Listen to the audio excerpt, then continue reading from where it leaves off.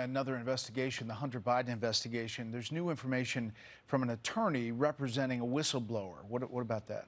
Yeah, that's exactly right. Well, a few weeks ago, an attorney, a local attorney representing an IRS whistleblower, came to say that his investigation was stalled. We've confirmed via other sources it's this high-profile investigation into Hunter Biden's taxes. We're learning, though, through a letter from the whistleblower's lawyer to members of Congress, the whistleblower and his entire team have been removed from the, quote, sensitive investigation of the high-profile controversial subject at the request of DOJ. Our sources telling us that person is Hunter Biden. The IRS commissioner last month said that nobody would be retaliated against for becoming a whistleblower. And just in, Jason Smith, a congressman from Missouri, told our Chad Pergam a little while ago that he specifically asked the commissioner about retaliating against whistleblowers, and he was assured that whistleblowers would not be retaliated against. Something will continue to follow, Bret.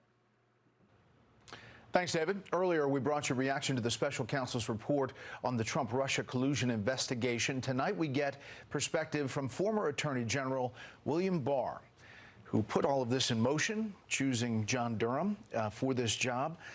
Attorney General, thank you so much for being here. What's your take as you read this report? What do you take away from it? I take away from it that it was a success in that its purpose from the very beginning was to get to the truth.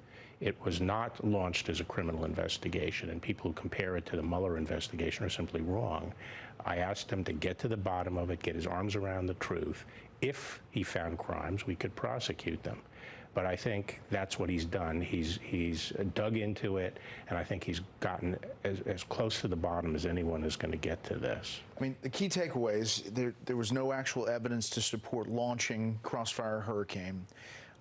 And also the Hillary Clinton campaign directly or indirectly funding and driving much of the investigation. Is that what's key to you? Yeah, well, I think what this has shown is that the source, and there are really two sources and drivers of this whole ugly episode, and that is Hillary Clinton's campaign, who launched a smear campaign that was based on getting Russian sources to spread false information about Donald Trump and peddle it to the press and to the government, the FBI. And both the press and the FBI abandoned any semblance of professionalism and took up the cause with a vengeance. And I think the real story here from the FBI's perspective is what an abomination this was, this so-called investigation. You know, if it wasn't a witch hunt, it's a damn good imitation of one. As you can imagine, reaction has been all over the place, but pretty, on other networks, pretty specific in the criticism of the report. Take a listen. 4 years, millions of dollars, a record-long investigation, and he has nothing to show for it. There was just this real lack of substance to what he was doing. This was trying to say that there's a big there when, you know, there's no there. This was a whole big nothing. They did not prove this deep state conspiracy because it never existed in the first place. What do you say to that? Let's not forget what the lie was. The lie was Russiagate. The lie was there was collusion. There was nothing to support it. And these people were implicated in spreading that lie and benefiting from it personally and hurting the country with their conspiracy mongering. My effort and Durham's effort was to look at that, which turned out to have nothing behind it. I mean, talk about coming up empty. Mueller came up empty. He took an old case against Manafort and resuscitated it. He prosecuted Stone for lying to Congress, but there was no collusion. We went to look what got this started and what was behind it. And we have gotten to the answers.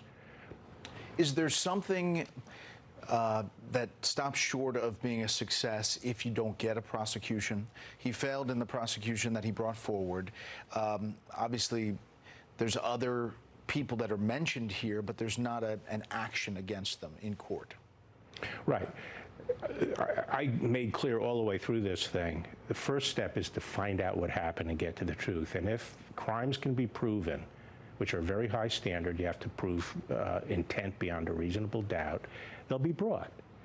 But I tried to explain to people as we went along that when you're dealing with people who make discretionary decisions that were within their authority, it's very hard to prove corrupt intent. So you know, if there was a provable crime, it would be brought. John Durham felt he could not prove criminal intent in these cases. But the important thing is shining light on what happened. Well, what do you think comes out of that? I mean, is it up to Capitol Hill to dig in to force changes at the FBI? What comes out of this?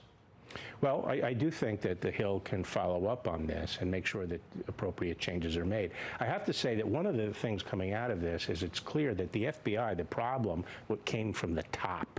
This was not necessarily institutional rot or problems that may exist today. This was Comey, McCabe, Strzok driving this thing from the top. That is no longer the problem at the FBI. There are problems that have to be addressed, but that's not the problem. And I have to say that there have been some changes. Chris Wray and I put a lot of changes into effect as this thing has unfolded, and I think there's some more changes that can be made. It is interesting to listen to not only Andrew Weissman, who was on the Mueller probe, but also Andrew McCabe. Yeah, I vehemently disagree with Mr. Durham's characterizations of what we did in the report. And it's very simple. He betrays a deep misunderstanding of not only what we knew at the time, but how we make these decisions. You have with John Durham is like, it's a big fat nothing. And it reminds me of the sort of weaponization hearings that are going on, where there also is, they're just falling flat on their face because there is no there.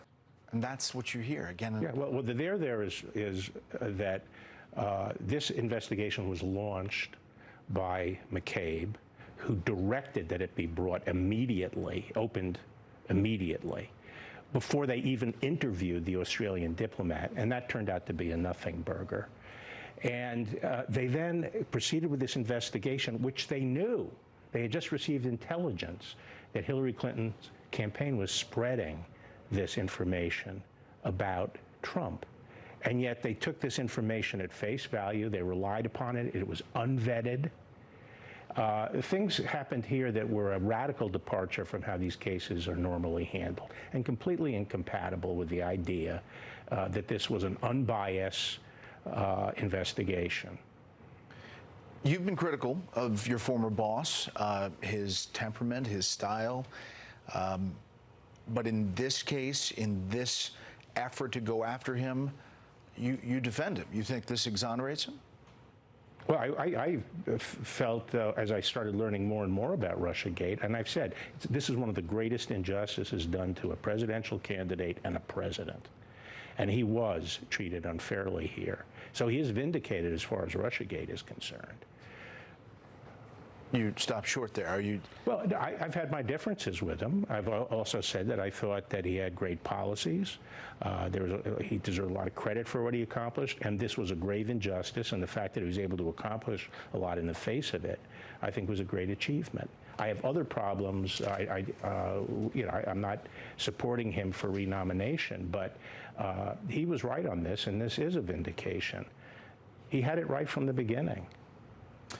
You know, talking about the price of the Durham probe, $6.5 million over 4 years, couple days.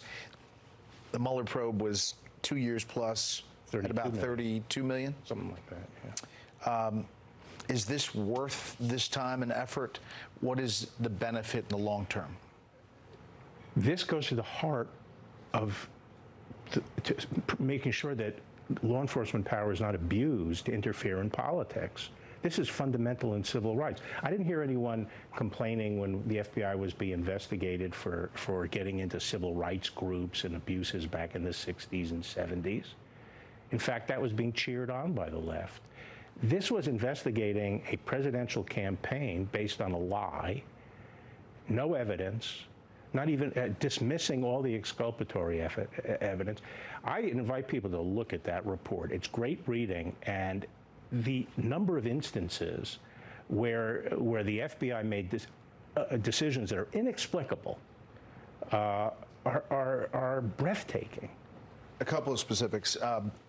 Lack of analytical rigor, apparent confirmation bias, an overwillingness to rely on information from individuals connected to political opponents caused investigators to fail to adequately consider alternative hypotheses and to act without appropriate objectivity or restraint. Although recognizing that in hindsight, much is clearer, much of this also seems to have been planned. Right. And it was driven from the top. There was a predisposition to do this. One of the good stories here is that a number of FBI agents throughout this process would say, hey, wait a minute, what are we doing here? And try to slow things down and point. And they were brushed aside. They were reassigned. This thing was just driven from the top. As one agent in London said, when they were opening the investigation, you know, this train is coming down the tracks and people have to get out of the way. It's being driven from the top. Are you concerned about the FBI, the DOJ, looking at it now? Yes, I have been concerned about both institutions for a long time, and I do think that that there are more people in those institutions that are willing to engage in politics. But I still think the center of gravity in those institutions among the professionals are still people who can check their politics at the door and do a good job. Another theme in this report is how the Justice Department National Security Division kept on trying to inject some sanity into this thing and fought hard for that. But you see this report, and then you see the Hunter Biden laptop and the 51 signatories to this letter that is Russian disinformation, which then candidate Joe Biden uses in the debate. I mean, it seems to fit this pattern. It's the same pattern.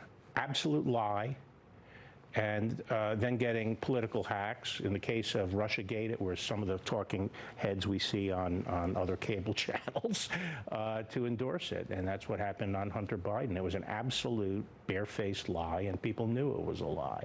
There was no question that was his laptop.